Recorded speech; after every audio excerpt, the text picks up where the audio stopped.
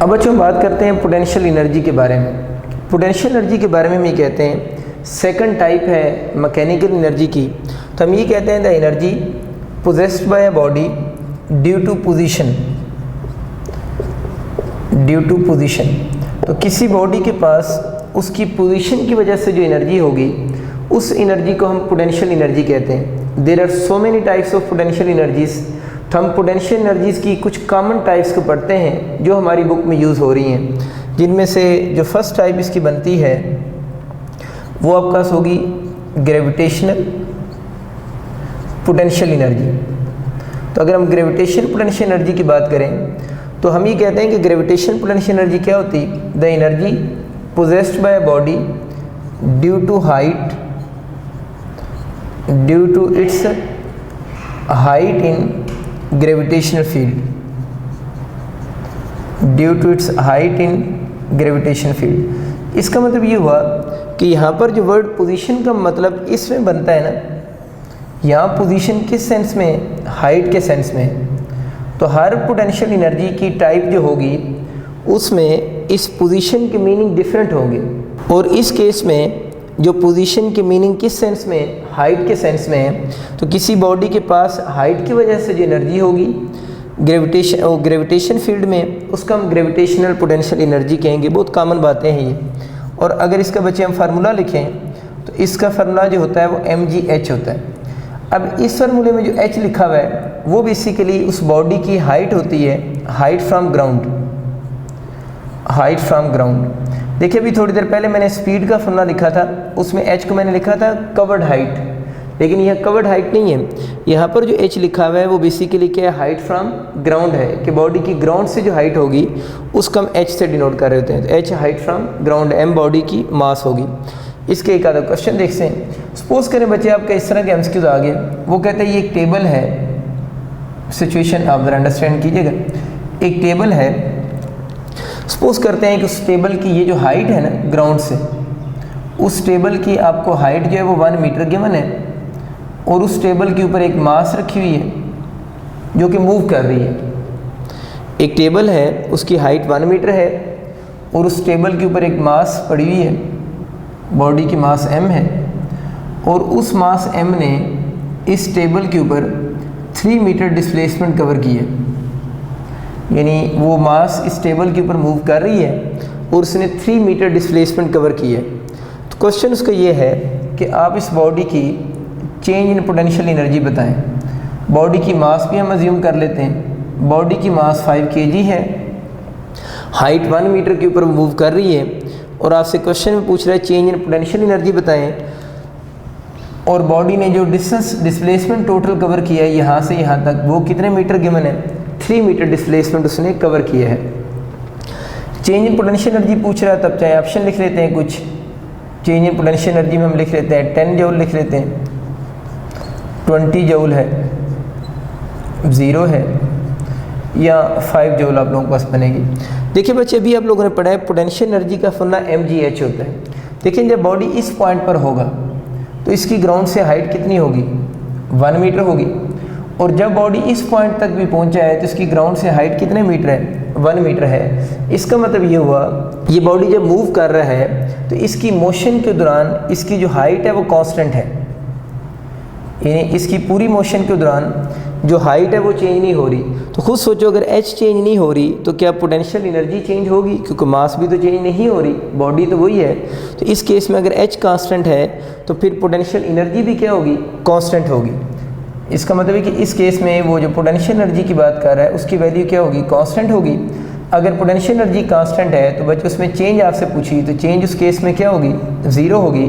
तो आपका ऑप्शन जो बनेगा वो इसका सी ऑप्शन होगा कि इस केस में चेंज इन पोटेंशियल एनर्जी होगी वो किसकी इक्वल होगी? 0 होगी। अब बच्चों अगर आपसे कहते हैं इस केस में पोटेंशियल एनर्जी कैलकुलेट करके दें, तो पोटेंशियल एनर्जी आप कैलकुलेट कर सकते हैं। उसका फॉर्मूला क्या बनेगा? mgh, बॉडी की मास कितनी गिवन है? 5, g कितना है? 10। अब h की जगह पर आप 3 मीटर लिखोगे या 1 मीटर। देखिए वो 3 मीटर तो उसका डिस्प्लेसमेंट है ना, उसकी तो हम बात ही नहीं कर रहे। हमारे फार्मूले में h जो है उस बॉडी की हाइट फ्रॉम ग्राउंड है, तो ग्राउंड से उसकी हाइट जो है वो कितने मीटर है, 1 मीटर है। तो 5 × 10 कितना हो जाएगा, 50 जूल। तो इस केस में पोटेंशियल एनर्जी ज़ीरो नहीं होगी, पोटेंशियल एनर्जी उसकी 50 जूल होगी, लेकिन वो क्या रहेगी, कांस्टेंट रहेगी। लेकिन अगर उसमें चेंज की बात करता है तो चेंज उस केस में क्या होगी, ज़ीरो होगी। एक बहुत फेमस टाइप पोटेंशियल एनर्जी की, बल्कि ग्रेविटेशन पोटेंशियल एनर्जी की, उसको हम बोलते हैं अब्सोल्यूट ग्रेविटेशनल पोटेंशियल एनर्जी।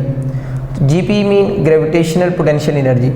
अब अच्छे देखते हैं कि अब्सोल्यूट ग्रेविटेशनल पोटेंशियल एनर्जी क्या चीज़ है।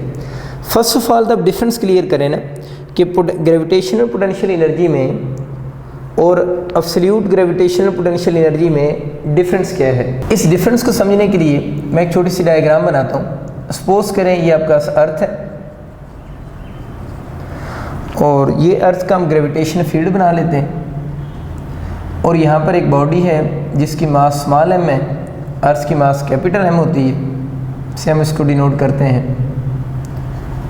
अर्थ का जो रेडियस है उसको हम r(e) लिख देते हैं। अब देखिए सपोज करें और ये अर्थ का ग्रेविटेशन फील्ड है, और ग्रेविटेशन फील्ड से आउटसाइड जितने भी पॉइंट्स होते हैं उनका हम इन्फिनिटी बोलते हैं।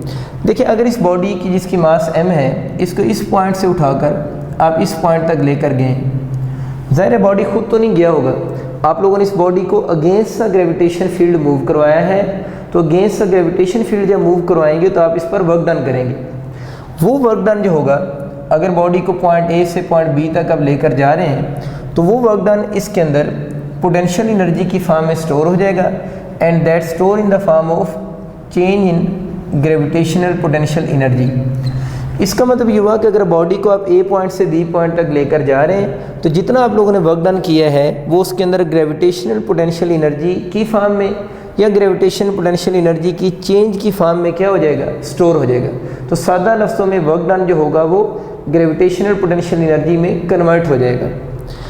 तो अब अब्सोल्यूट ग्रेविटेशनल पोटेंशियल एनर्जी क्या है बच्चे, इसमें ये होता है ना कि ग्रेविटेशनल पोटेंशियल एनर्जी में ये ज़रूरी होता है बॉडी जिन दो पॉइंट्स के दरमियान में मूव कर रहा है ना, बॉडी जिन दो पॉइंट्स के दरमियान में मूव कर रहा है, ग्रेविटेशन पोटेंशियल एनर्जी के लिए ज़रूरी होता है कि बोथ पॉइंट जो हैं वो lies with in gravitation field. Both point lies, मैं लिख सकता हूँ, विद इन ग्रेविटेशनल फील्ड। बस ये आप लोगों ने कंसेप्ट याद रखना है कि work done gravitation potential energy की इक्वल कब होगा, जब वो दोनों points with in the gravitation field हैं जिनके दरमियान में हम बॉडी को मूव करवा रहे हैं, तो वो work done gravitational potential energy की फॉर्म में क्या होगा, स्टोर होगा। लेकिन अगर ऐसा हो जाए कि हम इस बॉडी को यहाँ से पिक करें और इस बॉडी को आउटसाइड द ग्रेविटेशन फील्ड ले जाएं, इन्फिनिटी का मतलब क्या है, आउटसाइड ग्रेविटेशन फील्ड, आउटसाइड जी फील्ड में लिख सकते हो, जी फील्ड मीन ग्रेविटेशन फील्ड। तो अगर हम बॉडी को आउटसाइड द ग्रेविटेशन फील्ड ले जाएं तो अभी तो आप लोगों ने वर्क डन किया है कि नहीं किया, वर्क डन तो किया है। अब अगर आप लोगों का एक पॉइंट अब इनसाइड है और एक पॉइंट किधर है, आउटसाइड द ग्रेविटेशन फील्ड है, तो ऐसी जो इस केस में आप जो वर्क डन करेंगे, अगर वर्क डन तो आप कर रहे हैं, वो वर्क डन स्टोर होगा in the form of absolute gravitational potential energy. बस यही इन दोनों में मेन डिफरेंस भी है कि ग्रेविटेशन पोटेंशियल एनर्जी का इक्वल वर्क कब होगा और अब्सोल्यूट पोटेंशियल एनर्जी की इक्वल कब होगा, जब एक point inside the gravitation field हो।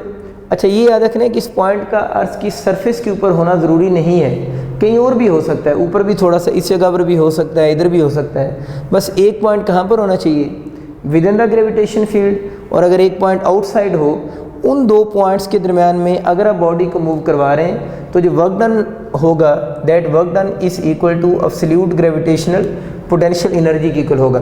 दूसरी बच्चे बात याद रखनी कि यहाँ पर हम अब्सोल्यूट ग्रेविटेशनल पोटेंशियल एनर्जी के केस में हम जो वर्क डन लेते हैं, वो वर्क डन हम जो ले रहे होते हैं, हम अपना वर्क डन उसमें कैलकुलेट नहीं करते। ये जो वर्क डन हम लेते हैं वो होता है फोर्स ऑफ ग्रेविटी का। बहुत इंपॉर्टेंट बात कि जब हम बॉडी को अपवर्ड लिफ्ट कर रहे होते हैं तो जो हम वर्क डन कैलकुलेट करते हैं तो वर्क डन अप्लाइड आपकी फोर्स का नहीं होता, बल्कि work done due to force of gravity का होगा। अब ये कंसेप्ट तो आपको पता है ना कि मूव तो बॉडी को आप खुद करवाएंगे, लेकिन आप अपनी फोर्स को फोर्स ऑफ ग्रेविटी से क्या कर देंगे, रिप्लेस कर देंगे, तो वो वर्क डन बन जाएगा due to force of gravity का। ये तो बच्चे इस टॉपिक का थ्योरेटिकल बैकग्राउंड था जिस पे हमने थोड़ी सी बात की। अब इसके मैथमेटिकल बैकग्राउंड की तरफ आते हैं। एब्सोल्यूट ग्रेविटेशन पोटेंशियल एनर्जी को हम यू से डिनोट करते हैं। इसका formula G capital M small M over R होता है। जी वही आपका ग्रेविटेशन कांस्टेंट, एम अर्थ की मास है, स्मॉल एम उस बॉडी की मास है, और आर जो है उस बॉडी का जहाँ पर वो रखा हुआ है उसका अर्थ के सेंटर से क्या है, डिस्टेंस है। मैं आपको यूँ समझाता हूँ। सपोज करें बॉडी किसी टाइम पे इस जगह पर है। अब इस बॉडी और अर्थ के सेंटर के दरम्यान में डिस्टेंस किसके इक्वल है, स्मॉल आर के इक्वल है। ये तो अर्थ का रेडियस है ना, तो आर जो है उस बॉडी का अर्थ के सेंटर से क्या है, डिस्टेंस को बच्चे हम बोलते हैं। तो ये एब्सोल्यूट ग्रेविटेशनल पोटेंशियल एनर्जी का फार्मूला है। इस फार्मूले में जो माइनस साइन के बारे में अगर आपसे पूछता है ना, तो नेगेटिव साइन शो करता है, shows earth gravitation field is attractive. Negative sign shows earth gravitational field is attractive. ये भी थ्योरेटिकल एमसीक्यूज है कि नेगेटिव साइन यहाँ पर ये शो कर रहा है कि अर्थ का जो ग्रेविटेशन फील्ड है वो अट्रैक्टिव फील्ड है। एक बात होगी। दूसरी बात आप लोगों ने याद रखना है कि जो माइनस साइन ऑफ फिजिक्स में पढ़ते हैं वो मैंने आपको बताया था दो तरह के होते हैं, एक डायरेक्शन के होते हैं और एक अलजेब्रिक होते हैं। इस फार्मूले में याद रखना है ये जो माइनस साइन है वो अलजेब्रिक माइनस है, यानी ये जो माइनस साइन है वो अलजेब्रिक माइनस साइन है। अब अलजेब्रिक माइनस का मतलब क्या बनेगा, देखिए इस फार्मूले में ये तीनों चीज़ें तो कांस्टेंट हैं, ये तीनों चीज़ें तो कांस्टेंट हैं। अब इस फार्मूले में जो आर है वो वेरिएबल है। तो आप लोगों ने एक सिंपल सी बात याद रख लें कि अगर किसी फार्मूला में मैं किसी माइनस को अलजेब्रिक माइनस जब बोला करूँगा, तो जो रिलेशन आपको किसी वेरिएबल के साथ इन्वर्स लग रहा होगा, आप लोगों ने एमसीक्यूज में आंसर उसका डायरेक्ट से करना है, और जो किसी वेरिएबल का आंसर डायरेक्ट लग रहा होगा उसका आंसर आप लोगों ने इन्वर्स से करना है। ये आप शॉर्टकट याद रख लें कि जिस माइनस के बारे में भी मैं क्या बोलूँगा, अलजेब्रिक माइनस है, जो रिलेशन आपको वहाँ पर लग रहा होगा आप लोगों ने इसको रेसिप्रोकल करके आंसर करना है। जिस तरह यू और आर का अगर इस माइनस को छोड़ दें तो हमें कौन सा रिलेशन लग रहा है, इन्वर्स लग रहा है ना। अब इस माइनस साइन को देखिए, ये माइनस साइन अगर कौन सा माइनस होगा, अलजेब्रिक होगा, तो जो आपको इन्वर्स लग रहा था आप लोगों ने माइनस की वजह से उसको डायरेक्ट माइंड में रखना है, तो बहुत आसान होगी बात फिर तो। और ये पूरी बुक में आप ये वाला रूल अप्लाई करेंगे। तो अब अगर आपका कभी एमसीक्यू आ जाएगा तो यू और आर का आपस में कौन सा होगा, डायरेक्ट रिलेशन होगा। एमसीक्यूज कैसे आएगा, सपोज करें आर क्या है, उस बॉडी का अर्थ के सेंटर से क्या है, डिस्टेंस है। तब अगर आपका एमसीक्यू आ जाता है कि अगर बॉडी जिसकी मास एम है उसका अर्थ के सेंटर से डिस्टेंस इंक्रीज हो रहा हो, अगर उस बॉडी का अर्थ के सेंटर से डिस्टेंस क्या हो रहा हो, इंक्रीज हो रहा हो, तो यू पे क्या इफेक्ट होगा, तब बोलेंगे यू पे क्या इफेक्ट होगा, आर के इंक्रीज होने से यू की वैल्यू भी क्या करेगी, इंक्रीज करेगी। तो ये आपको एमसीक्यू समझ आ चुका है कि अगर उस बॉडी का अर्थ के सेंटर से डिस्टेंस इंक्रीज हो रहा हो तो आपसे पूछेगा यू की वैल्यू भी क्या करेगी, इंक्रीज करेगी। वैसे इस कंसेप्ट को आप यूँ भी समझ सकते हैं कि आर के इंक्रीज होने से ये वाला जो फैक्टर होगा वो लेस नेगेटिव हो जाएगा, और लेस नेगेटिव होने का मतलब है वो इंक्रीज हो रहा है। तो मैं यूजली इस कंसेप्ट को वो लेस नेगेटिव मोर नेगेटिव के झंझट में आप ना पढ़ें, सिंपल याद रख लें कि अगर अलजेब्रिक माइनस होगा तो इन्वर्स वाले डायरेक्ट और डायरेक्ट वाले इन्वर्स ट्रीट होंगे, तो बहुत आसान हो जाएगा। अब आपका एमसीक्यू आपको क्लियर हो गया कि अगर अर्थ के सेंटर से बॉडी का डिस्टेंस इंक्रीज हो रहा है तो एब्सोल्यूट ग्रेविटेशनल पोटेंशियल एनर्जी की जो वैल्यू होगी बच्चे, वो वैल्यू भी क्या हो रही होगी, इंक्रीज हो रही होगी। इसके फर्दर हम एमसीक्यूज देखते हैं जो बन सकते हैं। वो आपसे पूछ सकता है एमसीक्यूज के अंदर, वो सिंपल सा एमसीक्यूज है कि यू की वैल्यू बताएं फॉर यूनिट मास, यानी एब्सोल्यूट ग्रेविटेशनल पोटेंशियल एनर्जी बताएं फॉर किसके लिए, यूनिट मास के लिए। तो आप लोगों ने बच्चों याद रखना है कि जब वर्ड यूनिट मास यूज़ हो जाए तो यूनिट मास का मतलब ये है कि वो इस मास की वैल्यू को कितने किलोग्राम कह रहे हैं, यानी स्मॉल एम की वैल्यू आपको 1 kg कह रहे हैं। तो फिर आप लोगों ने जब ऑप्शन चूज़ करना है तो अगर ऑप्शन में u = -g/mm/r भी लिखा हो, ये वाला ऑप्शन भी लिखा हो और ये वाला ऑप्शन भी लिखा हो u = -g/m/r, तो इनमें से आप कौन सा चूज़ करेंगे, बिल्कुल आप ठीक सोच रहे हैं। फिर हम नीचे वाला चूज़ करेंगे। तो अगर आपका एमसीक्यू आ जाता है ना, u बताएं फॉर यूनिट मास, तो फिर ए ऑप्शन करेक्ट नहीं होगा अगर फार्मूला पूछता है, तो फिर आप लोगों ने इसका ऑप्शन बी करेक्ट कंसीडर होगा, which is equal to U equal to minus G M M over क्या होगा आर होगा। तो ये यू की वैल्यू लिखी हुई है फॉर किसके लिए, यूनिट मास के लिए यू की वैल्यू होगी। एक चीज़ आपको क्लियर होगी।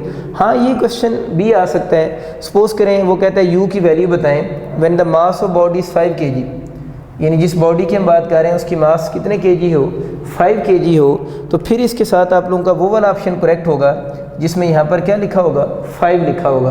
तो ये एमसीक्यूज बहुत आसान है, बस बच्चे जल्दी में हमेशा फार्मूला चूज़ कर लेते हैं तो फार्मूला के भी क्वेश्चन आएंगे, और अगर फार्मूला के साथ उस क्वेश्चन में उस बॉडी की आपको मास गिवन हो तो उस मास के भी क्वेश्चंस आ सकते हैं।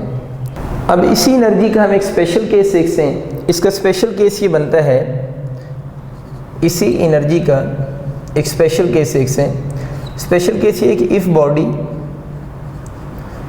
लाइज एट अर्थ सरफेस,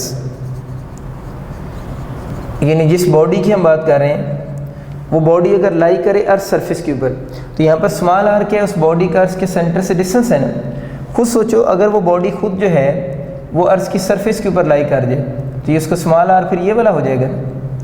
तो अगर बॉडी अर्थ की सरफेस के ऊपर रखा हुआ है तो उसका अर्थ के सेंटर से डिस्टेंस अर्थ के रेडियस के क्या होगा, इक्वल होगा। तो बस इतनी बात याद रखनी है कि अगर बॉडी अर्थ की सरफेस के ऊपर लाई करे तो उस बॉडी का अर्थ के सेंटर से डिस्टेंस अर्थ के रेडियस के क्या हो जाएगा, इक्वल हो जाएगा। आर ई लिखते हैं या सिंपल आर भी लोग लिखते हैं, ई मीन अर्थ।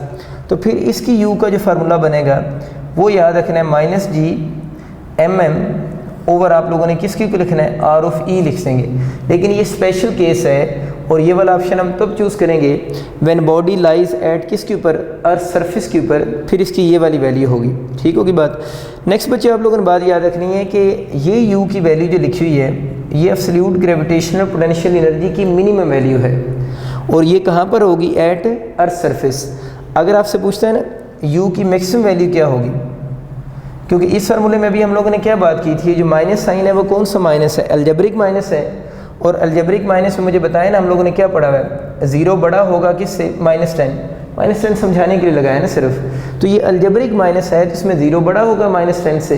तो वही कंसेप्ट आप यहाँ पर भी लगाओगे कि ये यू की मिनिमम वैल्यू है।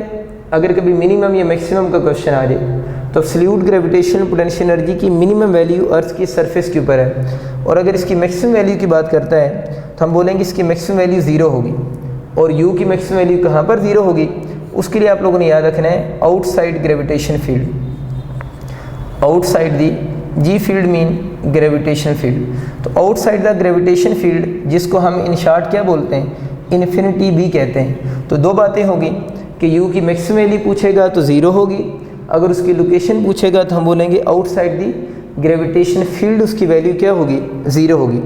इसके साथ एक और टर्म भी यूज़ होती है which is named as gravitational potential, यानी इसी के साथ एक और टर्म भी यूज़ हो रही होती है, उसको हम बोल रहे हैं gravitational potential. V of R से हम उसको डिनोट कर सकते हैं। ग्रेविटेशन पोटेंशियल क्या होता है, gravitational potential energy per unit mass. और यहाँ पर जो ग्रेविटेशन पोटेंशियल एनर्जी असल में वो absolute gravitational potential energy per unit mass है। तो यहाँ से अगर हम इसकी यूनिट बना लेते हैं तो किलोग्राम पर मीटर इसकी यूनिट बनेगी। इंपॉर्टेंट एमसीक्यू है ये वाला भी, यू की यूनिट जो पूछते हैं ना, सॉरी ग्रेविटेशन पोटेंशियल की यूनिट जो होगी वो किलोग्राम आपका, सॉरी इसकी यूनिट जो बनेगी यू की यूनिट जूल होगी और मास की यूनिट किलोग्राम होगी। तो इसकी यूनिट जो बनेगी वो जूल पर किलोग्राम इसकी यूनिट आप लोगों के पास बनेगी। तो ये हमें आइडिया हो गया कि ग्रेविटेशन पोटेंशियल का फार्मूला U/m होगा। अगर इस फार्मूले में बच्चे हम वैल्यूज पुट कर दो, यानी ये वाली value -g mm over r, अगर इस वैल्यू को मैं यहाँ पर पुट करूँगा तो इसका ये वाला जो m होगा इसके m से क्या हो जाएगा, कैंसल आउट हो जाएगा। तो मैं इसका डायरेक्ट फार्मूला लिख देता हूँ फिर। तो ग्रेविटेशनल पोटेंशियल का जो फार्मूला आपके पास बनेगा वो इक्वल हो जाएगा -g m ओवर आपके पास कौन सा बन जाएगा r। ये m किधर गया, ये वाला m इसके m से क्या हो गया, कैंसिल हो गया। तो ये बच्चों आपके पास ग्रेविटेशन पोटेंशियल लिखा हुआ है कहाँ पर, एट एनी पॉइंट। लेकिन अगर वो कह देता है ग्रेविटेशन पोटेंशियल बताएं एट अर्थ सरफेस, अगर वो स्पेशल केस कहता है कि ग्रेविटेशन पोटेंशियल आप बताएं एट अर्थ सरफेस, तो फिर फार्मूला जो लिखेंगे -g/m कैपिटल R हो जाएगा, या आप R ऑफ E लिख देंगे। ये ग्रेविटेशन पोटेंशियल का फार्मूला है एट कहाँ पर, अर्थ सरफेस के ऊपर। तो ये बच्चे आप लोगों ने थोड़ा सा याद रखना है। इसके बहुत सिंपल से एमसीक्यूज़ हैं, कुछ थ्योरेटिकल एमसीक्यूज़ हैं और कुछ इसके क्वेश्चन इसके फार्मूला के आप लोगों के बन सकते हैं।